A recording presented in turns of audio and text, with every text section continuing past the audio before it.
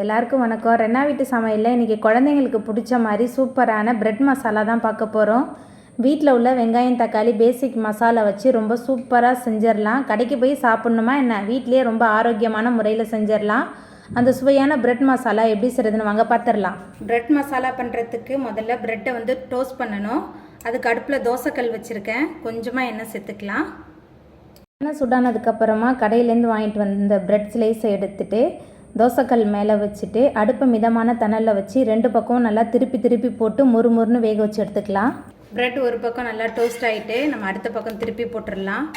ப்ரெட்டை நம்ம தோசைக்கல்லில் டோஸ்ட் பண்ணும்போது அடுப்பை மிதமான தணலில் வச்சு நம்ம டோஸ்ட் பண்ணிக்கலாம். ஏன்னா சட்டுன்னு கரிஞ்சிரும்.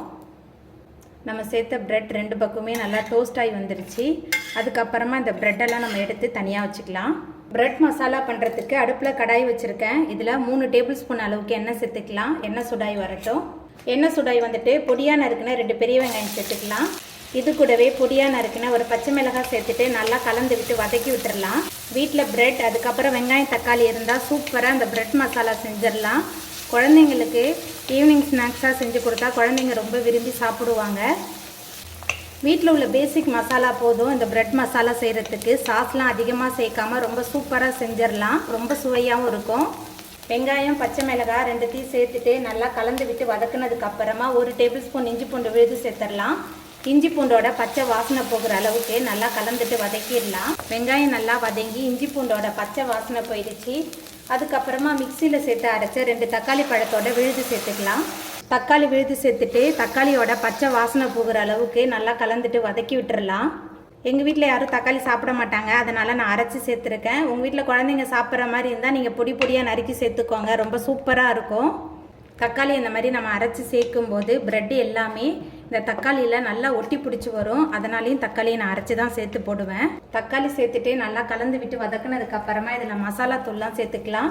மஞ்சத்தூள் 1 டேபிள் ஸ்பூன், காரமான தனி மிளகாய் தூள் 2 டேபிள் ஸ்பூன் எடுத்திருக்கேன். கரம் மசாலா 1.5 டேபிள் ஸ்பூன் சேர்த்துக்கலாம். எல்லாமே உங்கள் காரத்துக்கு தகுந்த மாதிரி சேர்த்துக்கோங்க. ஏன்னா பச்சை மிளகாய் வேறு சேர்த்துருக்கோம். மசாலா தூள்லாம் சேர்த்துட்டு நல்லா கலந்து விட்டு வதக்கிடலாம்.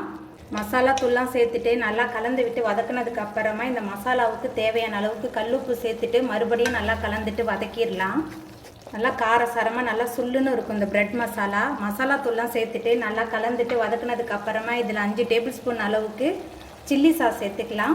சில்லி சாஸ் சேர்த்துட்டு நல்லா கலந்து விட்டுறலாம். சில்லி சாஸ்லாம் சேர்த்துட்டு நல்லா கலந்தாச்சு. எல்லாமே சேர்ந்து நல்லா தொக்கு போல் வந்துருச்சு. அதுக்கப்புறமா இதில் நம்ம தோசைக்கல்லில் போட்டு வாட்டி வச்சுருந்த ப்ரெட்டை உள்ளே சேர்த்துக்கலாம். ப்ரெட்டை 1-2 நான் நறுக்கி சேர்த்துருக்கேன்.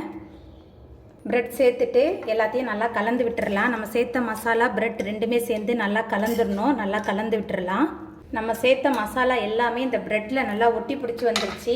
அதுக்கப்புறமா இதில் மேலால் பொடியாக நறுக்கணும் கொத்தமல்லி சேர்த்துக்கலாம். கொத்தமல்லி சேர்த்துட்டு நல்லா கலந்து விட்டுறலாம். கொத்தமல்லி கடைசியாக சேர்க்கும்போது நல்ல சுவையாகவும் மணமாகவும் இருக்கும். கொத்தமல்லி சேர்த்துட்டு நல்லா கலந்தாச்சு. ரொம்ப சுவையான பிரெட் மசாலா சூப்பராக ரெடி ஆகிட்டு இப்போ நம்ம அடுப்பு ஆஃப் பண்ணிடலாம். அவ்வளோதாங்க, காரசாரமான பிரெட் மசாலா சூப்பராக ரெடி ஆகிட்டு ரொம்பவே சூப்பராக இருக்கும். இந்த ருசியான பிரெட் மசாலாவை நீங்களும் உங்கள் வீட்டில் செஞ்சு பாருங்கள். இந்த வீடியோ உங்களுக்கு பிடிச்சிருந்தா லைக் பண்ணுங்கள், ஷேர் பண்ணுங்கள், கமெண்ட் பண்ணுங்கள், சப்ஸ்கிரைப் பண்ணுங்கள். அப்படியே பக்கத்தில் உள்ள பெல் பட்டனையும் கிளிக் பண்ணிடுங்க. தேங்க்யூ.